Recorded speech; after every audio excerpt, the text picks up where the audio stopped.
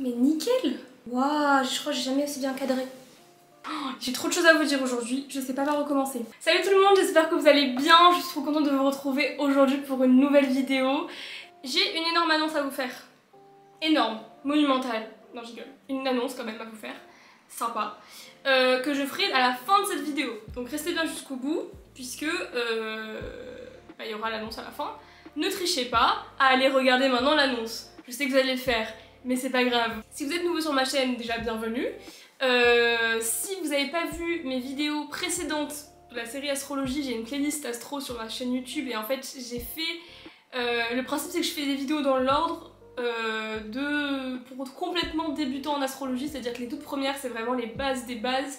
J'ai fait aussi une vidéo sur l'ensemble des signes astro et du coup aujourd'hui c'est la suite. Donc aujourd'hui on va vous parler des planètes. J'ai hâte en fait de vous faire des vidéos d'astro un peu plus sympas, où c'est pas seulement genre moi qui vous apprends comment ça fonctionne, peut-être des trucs un peu réaction, ou moi qui vous donne les chartes que je trouve marrantes ou quoi. Le problème c'est que si je vous explique pas là d'abord comment ça fonctionne, vous allez pas trouver ça drôle en fait, parce que vous allez pas comprendre de quoi je parle. Donc il reste deux vidéos de cette catégorie là, les planètes et les maisons.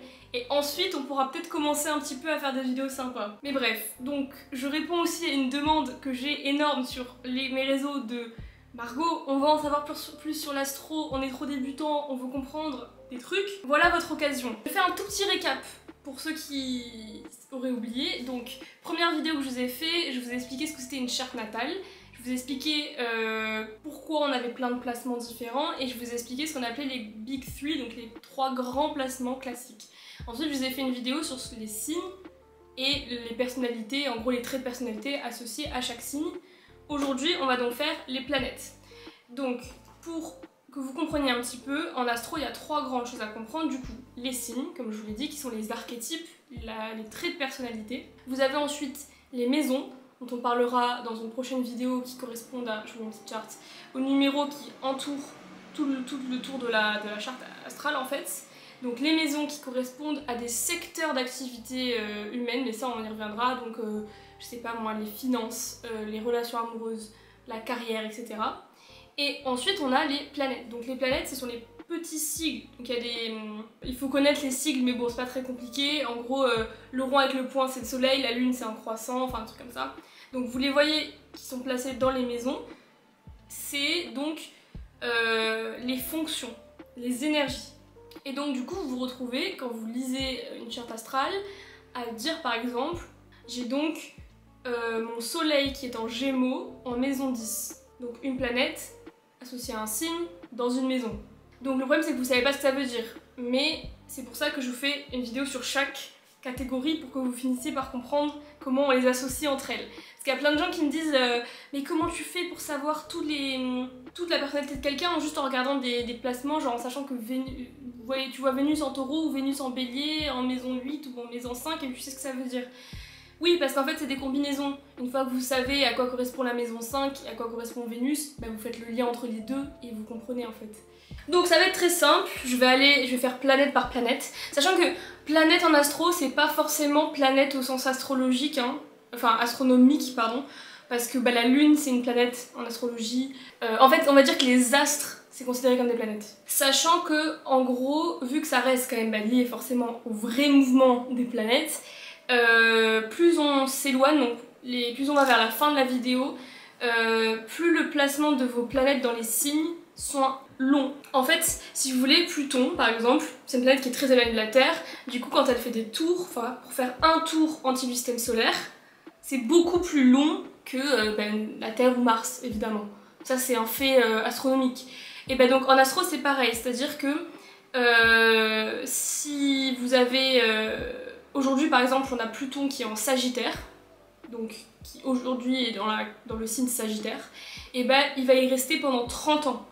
Parce que c'est hyper long avant qu'il fasse un tour entier et qu'il change de signe. Alors que par exemple la Lune, ça reste 2-3 jours maximum dans le même signe.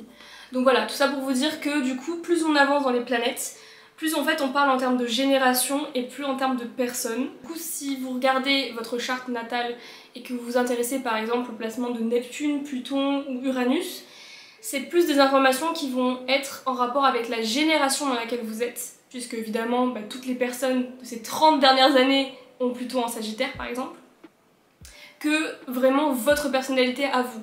C'est pour ça que je vous l'expliquerai dans une prochaine vidéo, mais les planètes les plus éloignées du Soleil sont celles qui sont intéressantes à regarder en fonction des maisons et pas en fonction des signes. Cette introduction était beaucoup trop longue, je ne pensais pas que ça allait être aussi long, je suis désolée. Commençons par le commencement, le Soleil. Donc, je vais refaire ce que je vous ai fait dans la précédente vidéo sur l'association entre les signes du zodiaque et les planètes parce que c'est très important pour comprendre. Donc le Soleil est associé au signe du Lion. Le Soleil c'est la planète de la personnalité, de l'ego, du charisme, de l'identité, etc. Beaucoup de gens pensent que on ressemble énormément à notre signe solaire, et oui, bien sûr, notre signe solaire, du coup, comme je vous le dis, c'est en grande partie notre personnalité, mais en réalité, il y a plein de gens qui ne sont pas comme leur signe solaire, et en fait, ils en sont malheureux. Ce que je veux dire par là, c'est que je suis profondément convaincue qu'en fait, si vous voulez être en accord avec vous-même, il faut que vous soyez en accord avec votre signe solaire. Tout ça pour dire que c'est pas parce que votre signe solaire il est dans un certain placement que vous ressemblez forcément à ça, mais c'est plutôt l'endroit où vous allez être le plus vous-même en fait, la personnalité qui vous correspond le plus. Oui, je tiens à dire aussi ça, j'ai déjà expliqué dans d'autres vidéos, il n'y a pas de mauvais placement en astrologie, il y a ce qu'on appelle des placements confortables ou inconfortables, c'est-à-dire que si votre planète est dans le signe de son zodiaque, par exemple si vous êtes Soleil en Lion, c'est plus confortable pour vous parce que c'est le signe associé. Maintenant, ça ne veut pas dire que c'est mauvais si vous êtes Scorpion par exemple. Ensuite on a la Lune.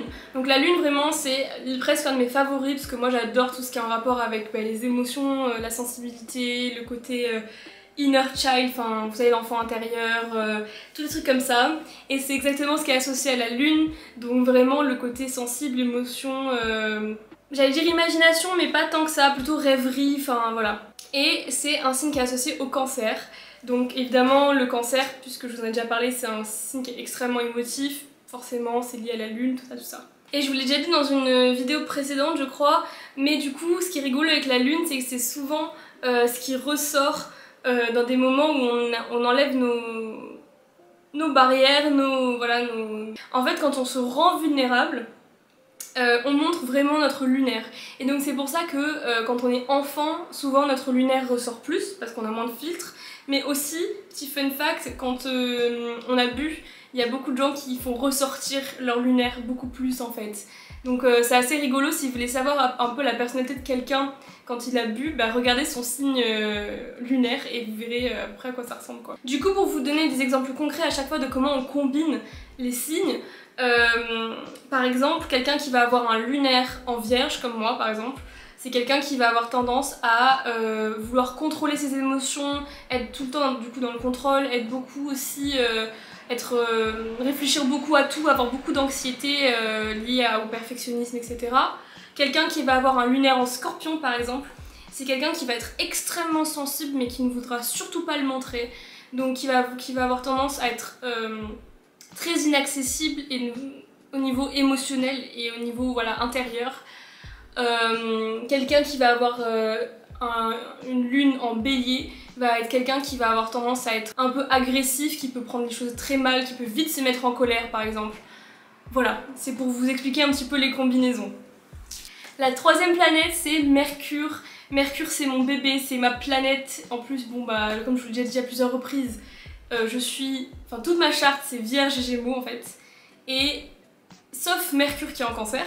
Et la planète associée à Mercure, le signe associé à Mercure, c'est Vierge et Gémeaux. Ce qui fait que je ne suis que Mercure en fait. Mercure m'incarne entièrement au niveau astrologique. Ce qui n'est pas forcément une bonne chose, je vous le dis tout de suite, mais bref. Donc j'adore cette planète, je trouve qu'elle est hyper intéressante et je trouve qu'elle devrait même être incorporée dans les placements les plus importants. Parce que franchement, ça en dit tellement long sur quelqu'un. Mercure, c'est la planète de la réflexion, de la logique, de la communication, de tout ce qui est en rapport avec le cerveau globalement. C'est vraiment le côté rationnel aussi. Alors ça veut pas dire que l'on est rationnel, mais c'est tout ce qui est en rapport avec ça quoi. De la même manière, c'est donc la planète de la curiosité aussi, et c'est du coup la planète aussi de l'apprentissage. Ça va déterminer aussi si une personne aime énormément apprendre, est très curieuse ou pas trop, ou si elle réfléchit de façon très rationnelle ou de façon très émotionnelle. Par exemple, quand on parle d'intelligence émotionnelle, ça peut avoir un lien aussi. Si quelqu'un est voilà, très pragmatique ou plutôt, plutôt dans l'expérimentation que dans la réflexion. C'est, petit fun fact aussi, la planète qui peut aussi expliquer la façon de parler de quelqu'un, c'est-à-dire la façon dont elle s'exprime, le rythme aussi à laquelle la personne parle. Classiquement, les Mercure en Gémeaux et en Vierge, mais surtout Gémeaux, parlent extrêmement vite. Ce qui n'est pas mon cas, je suis Mercure en Cancer. Je tiens à le dire. Bref. Et les Mercure en Taureau, par exemple, eux, ont tendance à parler assez lentement, à chercher beaucoup leurs mots, à peser leurs mots. Et c'est aussi des personnes qui vont être très têtues dans leur façon de mener une réflexion. Enfin, c'est des gens qui accepteront difficilement d'avoir tort, par exemple. Vénus, planète de l'amour. Mais pas que, il faut pas le réduire à ça parce que souvent on a tendance à croire que Vénus c'est que les relations amoureuses, mais non. C'est les relations en général, c'est le contact humain en général, l'amour porté mais pas que à son partenaire, mais à ses proches aussi, à ses amis, à sa famille. Et c'est au-delà de ça aussi l'harmonie, la beauté, le sens artistique et le sens du beau en fait. Faut vraiment penser à Aphrodite, vous voyez ce que je veux dire? Genre le côté beauté et le côté amour, mais dans ce sens-là. Donc les signes associés, c'est Taureau et Balance, qui sont aussi classiquement des signes qui sont connus pour être très romantiques, très flirty, très qui aiment tout ce qui est beau et tout ça, on en a déjà parlé. Donc c'est une planète qui va vous donner des informations sur votre rapport aux autres, votre façon d'être dans les relations, est-ce que vous aimez dans les relations, est-ce que vous n'aimez pas, et aussi votre attachement. Par exemple, les Vénus en Verseau sont des personnes qui ont besoin énormément d'indépendance dans les relations, qui ne supportent pas d'être enfermées dans une relation. Ils vont avoir besoin d'une grande liberté et ils peuvent avoir des problèmes avec l'engagement. Au contraire, les Vénus en Cancer sont des personnes qui ont plus tendance à être un peu dépendantes affectives, qui vont avoir besoin d'énormément d'affection, d'amour, d'attention, un engagement complet dans la relation, et qui aussi peuvent être extrêmement susceptibles à la moindre remarque ou à la moindre chose que le partenaire ne ferait pas. Ça peut être aussi de la jalousie dans la relation. Après, encore une fois, un seul placement n'explique pas tout, il faut voir l'ensemble d'une charte, il faut voir aussi une synastrie, c'est-à-dire la comparaison des deux chartes du couple en fait, ou de la relation. Mais ça peut donner des pistes quand même pour comprendre un petit peu comment ça fonctionne. Ensuite, cinquième planète, c'est Mars. Donc Mars, c'est bien parce qu'en plus il y a beaucoup de références aussi à la mythologie grecque, donc on peut faire des liens.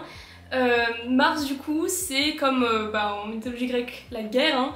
Donc c'est la planète associée à Bélier et c'est la planète du dynamisme, de l'agressivité, de la combativité, et du coup c'est aussi la planète de la persévérance, de la capacité à se concentrer ou non. C'est aussi la planète, je dirais pas des hobbies, mais c'est ça qui donne aussi un certain des informations sur les passions en fait qu'on pourrait avoir dans notre vie si on a beaucoup de passions et comment on vit nos passions au quotidien. Ah oui, et j'ai oublié de dire aussi que c'est la planète de la sexualité. C'est assez important parce que du coup c'est pas comme Vénus. C'est pour ça qu'il faut mettre une différence. Vénus ne parle pas forcément de la sexualité, c'est plutôt Mars qui en parle. Donc tout ça pour vous dire que cette planète elle va vous donner des informations sur comment vous, dans votre quotidien, vous avez tendance à vivre les obstacles. Est-ce que vous avez tendance à être du genre à pas lâcher prise, à foncer droit, tête baissée dans l'obstacle et d'y aller, ou de surmonter toutes les difficultés? Est-ce que vous avez du mal à prendre des décisions ou non? Est-ce que vous allez avoir tendance à avoir plein de hobbies ou au contraire vous concentrer sur un seul et vous y mettre à fond? Est-ce que vous avez tendance à abandonner facilement aussi? Donc voilà, c'est une planète qui est très importante pour comprendre son tempérament globalement. Les Mars en Balance et Poisson sont ceux qui ont le plus de mal à prendre des décisions et qui vont avoir le plus de mal à persévérer dans la mesure où ils n'arriveront pas à faire des choix. Les Mars en Bélier, en Sagittaire, en lion éventuellement sont plus des fonceurs. Enfin du coup les signes de feu sont plus des fonceurs, sont plus des gens qui vont y aller peut-être sans réfléchir. Les Mars en Gémeaux et en Verseau sont plus des gens qui vont aller à droite à gauche, qui auront du mal à se fixer sur une activité et qui aimeront bien en faire plein de différentes. Mais du coup qui peuvent aussi abandonner facilement parce qu'ils auront toujours d'autres choses à faire.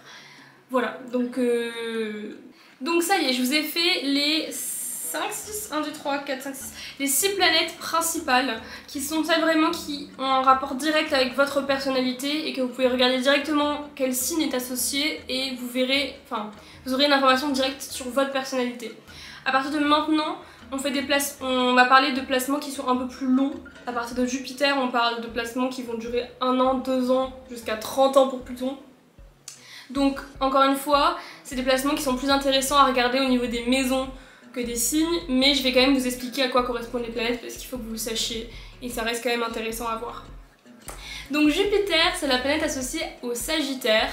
C'est la planète de la chance, de l'abondance aussi. Donc aussi sur le côté financier, ça peut avoir un lien. Par exemple, si vous avez Jupiter en maison 2, ça on le verra aussi l'année prochaine, pas du tout. Dans la prochaine vidéo, si vous avez Jupiter en maison 2, il y a des chances pour que vous ayez pas mal d'abondance au niveau financier dans votre vie. C'est aussi la planète de l'enthousiasme, de l'exploration, de l'expansion, enfin plein de choses qui ont un rapport avec le Sagittaire, quoi, qui a tendance à vouloir être un petit peu aventurier. Donc, comment dire ? C'est un peu difficile de comprendre quelle influence elle va avoir directement sur votre charte, mais ce qu'il faut comprendre, c'est que ça peut avoir une incidence sur à quel point vous avez tendance à être ouvert vers le monde ou non. Si vous avez Jupiter en Poisson par exemple, vous allez avoir une ouverture très spirituelle vers le monde, vous allez avoir tendance à être dans le côté un peu plus sens de la justice, grande valeur morale, etc. Alors que voilà, si vous êtes Jupiter en Taureau, peut-être que vous allez être un peu moins... comment dire ça ? Un peu plus prudent dans votre façon d'explorer le monde, plus être rationnel et plus prendre des pincettes, moins dans la rêverie et dans l'intuition qu'un Poisson par exemple. Pareil, si vous êtes Jupiter en Balance, vous allez mettre vachement en avant la notion d'équilibre, d'harmonie. Pour vous, c'est grandir et se développer, c'est avant tout s'équilibrer par exemple. Donc c'est très philosophique Jupiter, c'est vraiment une planète un peu complexe à comprendre. Les autres sont un peu plus faciles je trouve que Jupiter et pourtant c'est une planète qui est quand même assez importante dans les transits. Donc il faut arriver à la cerner pour vraiment comprendre. Une planète super intéressante aussi c'est Saturne, donc Saturne qui est associé au Capricorne. Saturne c'est vraiment la rigueur, la responsabilité, donc le sens des responsabilités, le sens du sérieux en fait. La capacité à se discipliner, c'est vraiment le côté règles, normes, etc. Et donc c'est hyper important pour le coup parce que ça va vraiment avoir une influence sur est-ce que vous êtes capable de vous imposer des choses à vous-même, de vous cadrer, de vous imposer des règles de vie, une routine, d'arriver à accepter aussi l'autorité, ça peut avoir un lien avec ça. Et donc du coup en fonction de votre signe ça va vraiment avoir un effet complètement différent. Par exemple moi je suis Saturne en Taureau, comme du coup la plupart des gens de ma génération, donc c'est sur 2-3 ans je crois Saturne. Donc Saturne en Taureau c'est vachement bien pour le coup parce que ça veut dire que je suis assez ancrée dans je sais me discipliner, je sais être rigoureuse et sérieuse quand il faut, j'ai pas trop de problèmes avec l'autorité par exemple. Par contre si vous êtes par exemple Saturne en Verseau, voilà, c'est un peu plus compliqué je pense au niveau de l'autorité et au niveau des règles. Pareil je pense pour Saturne en Bélier ça doit être un petit peu compliqué aussi. Ensuite on a la planète Uranus qui est une planète auquel je m'intéresse peu en fait et je regarde rarement Uranus. Mais je pense que c'est encore une fois très intéressant au niveau générationnel. Après, toutes les planètes sont intéressantes en soi mais c'est juste que c'est pas forcément là où moi je me porte plus dans mes... Quand je regarde les chartes natales, il y a certaines choses que je regarde tout de suite parce que ça me donne des informations très rapidement sur la personnalité de la personne. Et du coup c'est vrai que Uranus c'est pas le genre de truc que je regarde parce que bon vous allez voir c'est plutôt encore un peu plus philosophique mais sur vraiment le rapport que vous allez avoir direct avec quelqu'un ça n'a pas une énorme importance. Donc Uranus, c'est la planète associée à Verseau. C'est la planète de l'originalité, de l'indépendance, de la marginalité.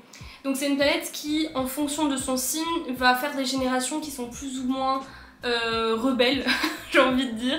C'est-à-dire, est-ce que vous avez tendance à vouloir remettre en question le système, ou justement à être plutôt dans un retour vers les traditions ou des choses comme ça. C'est pour ça que ça peut vous donner des informations sur est-ce que vous êtes plutôt conservateur ou plutôt progressiste. Enfin, c'est pas, encore une fois, c'est pas ça qui va déterminer votre influence politique, mais ça peut être une information sur une génération entière, par exemple, ça peut se voir, quoi. Donc voilà, donc ensuite on a Neptune, c'est l'avant-dernier, Neptune avant Pluton dont je voulais vous parler. Neptune, c'est la planète associée aux poissons. Et comme les poissons sont en lien avec la rêverie, l'imagination, le côté spirituel, intuitif, etc., bah Neptune, c'est cette planète-là aussi. C'est aussi la planète de la compassion, du romantisme aussi, j'ai oublié. Planète du romantisme. Donc en fait, c'est vraiment une planète qui va venir vous donner des informations sur votre côté rêveur ou non. Est-ce que vous êtes plus ou moins rêveur, plus ou moins terre à terre, plus ou moins intuitif. Par exemple, si vous avez Neptune en poisson, vous avez beaucoup plus de chances d'avoir des dons un peu psychiques. J'ai le nom en anglais, c'est psychique. Bref, des dons un peu spirituels, etc. Vous êtes plus en lien avec votre intuition, vous avez plus d'imagination peut-être. Voilà, globalement Neptune, pareil, c'est comme Uranus, c'est pas le genre de planète que je regarde vraiment beaucoup. Par contre, Pluton, ça c'est une planète très importante. J'aime beaucoup Pluton, c'est une planète qui m'intrigue énormément. C'est donc une planète associée au Scorpion, donc déjà ça vous donne la couleur. C'est la planète vraiment du côté dark. Voilà. Je le dis tout le temps, pour moi Pluton c'est le côté dark, c'est les pulsions, c'est le côté manipulateur un petit peu, c'est le côté émotion profonde, ancrée, c'est le côté traumatisme aussi. C'est aussi le côté passion, mais pas au sens de hobby comme on a parlé avec Mars, mais c'est le côté passion au sens toxique du terme, voilà. Donc arriver à dompter son Pluton, c'est quand même assez important. Et puis selon son placement dans votre charte, ça peut être plus ou moins compliqué pour vous. Ça va faire de vous une personne plus ou moins profonde, plus ou moins... comment dire?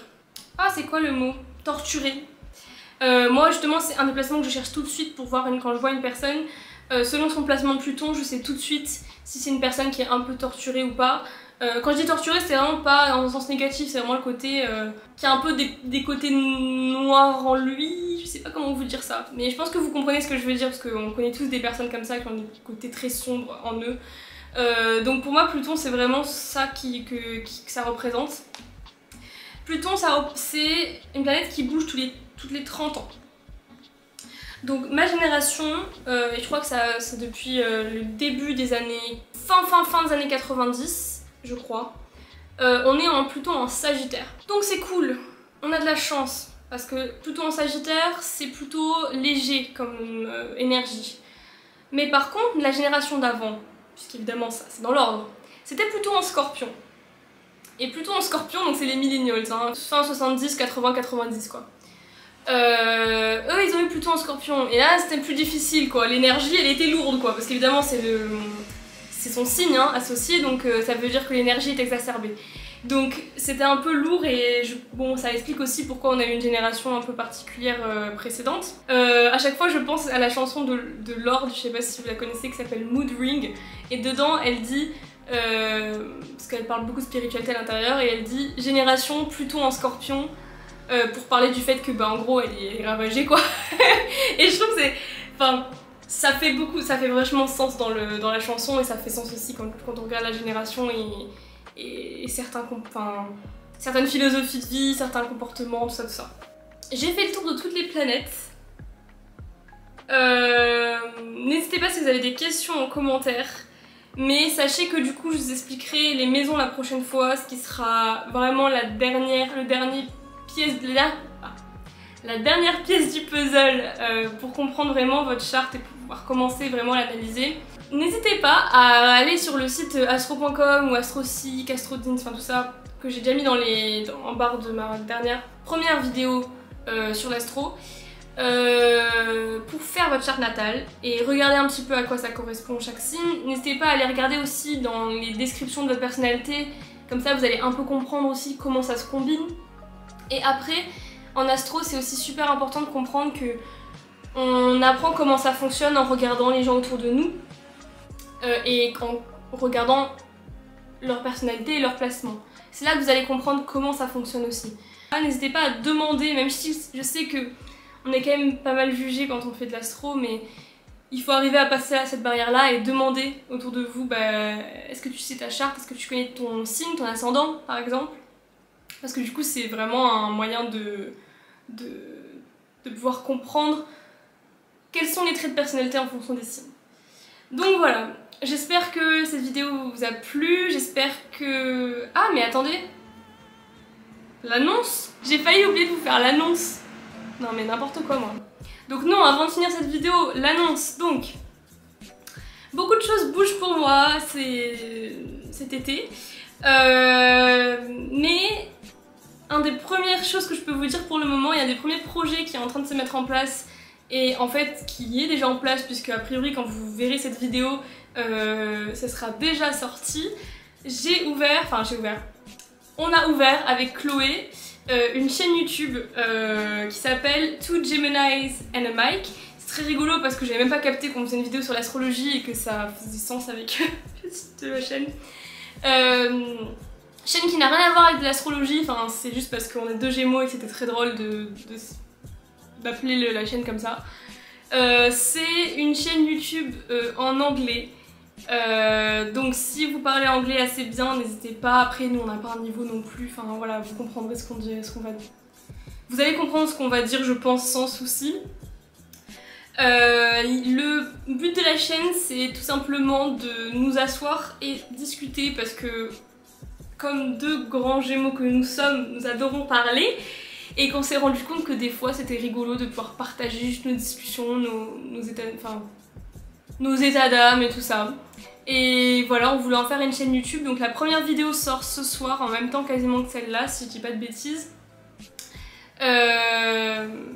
Et on sortira une vidéo toutes les 2 semaines à peu près, parce que vu que moi je sors une vidéo aussi toutes les semaines sur ma chaîne, et qu'elle elle bosse, enfin bref. C'est commencé à devenir compliqué si on faisait une vidéo par semaine, donc on est sur pour l'instant une vidéo toutes les 2 semaines sur cette chaîne. Mais voilà, du coup, n'hésitez pas à aller regarder, je vous mets évidemment le lien en barre d'infos. Et voilà. Donc voilà, c'est tout pour aujourd'hui. Comme d'habitude, n'hésitez pas à liker, partager, vous abonner, commenter cette vidéo si vous avez n'importe quelle question. Vous voulez tout simplement, je sais pas, donner votre avis sur la vidéo. Comme d'habitude, on se retrouve la semaine prochaine, donc dimanche prochain à 18 h pour une prochaine vidéo. Et à très bientôt.